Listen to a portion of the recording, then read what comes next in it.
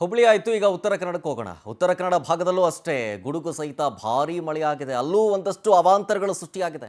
ಕಾರವಾರದ ಹಲವು ಕಡೆಗಳಲ್ಲಿ ಈ ಭಾರೀ ಮಳೆಯಿಂದಾಗಿ ಮಳೆ ನೀರು ಮನೆ ಒಳಗಡೆ ನುಗ್ಗಿಬಿಟ್ಟಿದೆ. ಅಲ್ಲೂ ಸೇಮ್ ಸಿಚುವೇಶನ್. ರಸ್ತೆಗಳೆಲ್ಲವೂ ಕೂಡ ಜಲಾವೃತ, ಮನೆ ಒಳಗೆ ನೀರು, ಮನೆ ಹೊರಗೂ ನೀರು. ಹಿಂಗಾಗಿದೆ ಅಲ್ಲಿನ ಪರಿಸ್ಥಿತಿ. ಜನಜೀವನ ಅಸ್ತವ್ಯಸ್ತವಾಗಿಬಿಟ್ಟಿದೆ ಇದರಿಂದಾಗಿ. ಹಾಗಾಗಿ ಇವತ್ತು ಉತ್ತರ ಕನ್ನಡ ಜಿಲ್ಲೆಯಲ್ಲೂ ಕೂಡ, ಉತ್ತರ ಕನ್ನಡದಲ್ಲೂ ಕೂಡ ಶಾಲೆಗಳಿಗೆ ರಜೆಯನ್ನು ಘೋಷಣೆ ಮಾಡಲಾಗಿದೆ.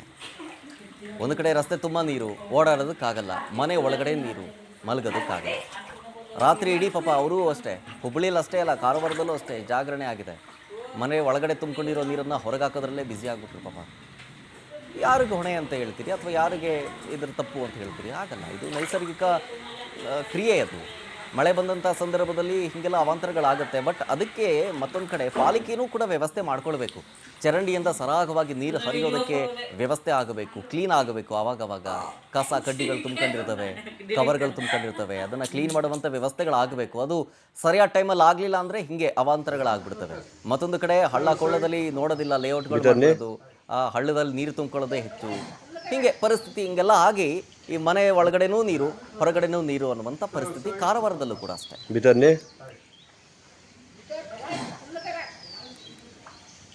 ಡೀಟೇಲ್ಸ್ ಕೊಡ್ತಾರೆ ಇದರ ಬಗ್ಗೆ ನಮ್ಮ ಪ್ರತಿನಿಧಿ ಉದಯ್ ಬರ್ಗಿ ಫೋನ್ ಸಂಪರ್ಕದಲ್ಲಿ. ಉದಯ್, ಕಾರವಾರ ಭಾಗದಲ್ಲಿ ಹೆಂಗೆ ಸೃಷ್ಟಿಯಾಗಿದೆ ಅವಾಂತರಗಳು ಮಳೆಯಿಂದಾಗಿ? ಶರತ್, ಏನಂತಂದ್ರೆ ಉತ್ತರ ಕನ್ನಡ ಜಿಲ್ಲೆಯ ಕಾರವಾರ ಸೇರಿದಂತೆ ಕರಾವಳಿಯ ಬಹುತೇಕ ತಾಲೂಕುಗಳಲ್ಲಿ ಧಾರಾಕಾರವಾಗಿ ರಾತ್ರಿಯಿಂದ ಮಳೆ ಸುರಿತಾ ಇರುವಂತದ್ದು.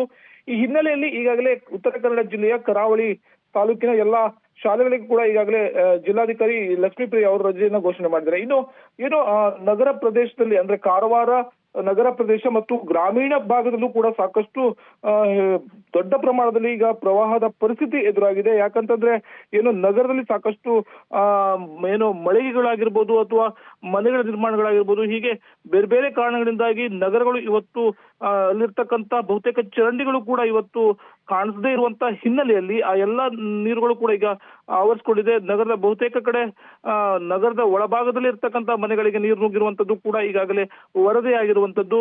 ಜಿಲ್ಲೆಯ ಕಾರವಾರ ನಗರ ಹೊರತುಪಡಿಸಿ ಬೇರೆ ಬೇರೆ ಕಡೆ ಕೂಡ ಈಗಾಗಲೇ ತಗ್ಗು ಪ್ರದೇಶದಲ್ಲಿ ಕೂಡ ನೀರು ತುಂಬಿಕೊಂಡಿದೆ. ಬಿಣಗ ಆಗಿರ್ಬೋದು, ಹಾಗೆ ಕಾರವಾರಕ್ಕೆ ಪಕ್ಕದಲ್ಲಿರ್ತಕ್ಕಂಥ ಬೈತ್ಕೂಲು, ಹೀಗೆ ಬಹುತೇಕ ಎಲ್ಲಾ ಭಾಗದಲ್ಲೂ ಕೂಡ ಮಳೆ ಆಗ್ತಾ ಇರ್ತಕ್ಕಂಥ ಹಿನ್ನೆಲೆಯಲ್ಲಿ ನೀರು ತುಂಬಿಕೊಂಡಿದೆ. ಜನಜೀವನ ಸಂಪೂರ್ಣವಾಗಿ ಅಸ್ತವ್ಯಸ್ತವಾಗಿರುವಂತದ್ದು. ನಿರಂತರವಾಗಿ ಮಳೆ ಮುಂದುವರೆದಿದೆ. ಇದೇ ರೀತಿಯಾಗಿರ್ತಕ್ಕಂಥ ಮಳೆ ಮುಂದುವರೆದ್ರೆ ಈ ಕಾರವಾರದಲ್ಲಿ ಹೆಚ್ಚಿನ ಪ್ರಮಾಣದಲ್ಲಿ ಮಳೆ ಸುರಿತಾ ಇದೆ.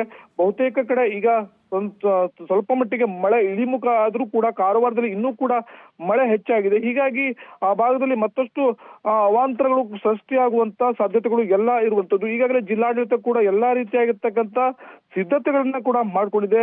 ಎಲ್ಲೆಲ್ಲಿ ಸಮಸ್ಯೆಗಳು ಎದುರಾಗ್ತಾ ಇದೆ ಅವೆಲ್ಲವನ್ನ ಕೂಡ ಪರಿಹಾರ ಮಾಡೋದಕ್ಕೂ ಕೂಡ ಜಿಲ್ಲಾಡಳಿತ ತಂಡಗಳು ಕೂಡ ಸಜ್ಜಾಗಿರುವಂತದ್ದು. ಆದ್ರೆ ಮಳೆ ನಿರಂತರವಾಗಿ ಮುಂದುವರೆದ್ರೆ ಸಾಕಷ್ಟು ಸಮಸ್ಯೆಗಳು ಎದುರಾಗುವಂತದ್ದು.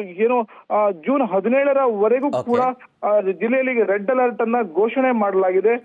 ಬಹುತೇಕ ಭಾಗದಲ್ಲಿ ಗುಡ್ಡ ಕುಸಿತಗಳು ಉಂಟಾಗ್ತಾ ಆಗಿರೋದ್ರಿಂದ ಸಾಕಷ್ಟು ಕಡೆ ಗುಡ್ಡ ಕುಸಿತದ ಆತಂಕ ಕೂಡ ಹೆಚ್ಚಾಗಿದ್ದು. ಅದು ಪ್ರಮುಖವಾಗಿ ಕರಾವಳಿಯ ಹೆದ್ದಾರಿ ಗುಂಟ ಈ ಒಂದು ಪರಿಸ್ಥಿತಿ ನಿರ್ಮಾಣವಾಗಿರುವಂತದ್ದು. ಶರತ್, ಓಕೆ, ಥ್ಯಾಂಕ್ ಯು ಉದಯ್ ಡೀಟೇಲ್ಸ್ಗಾಗಿ.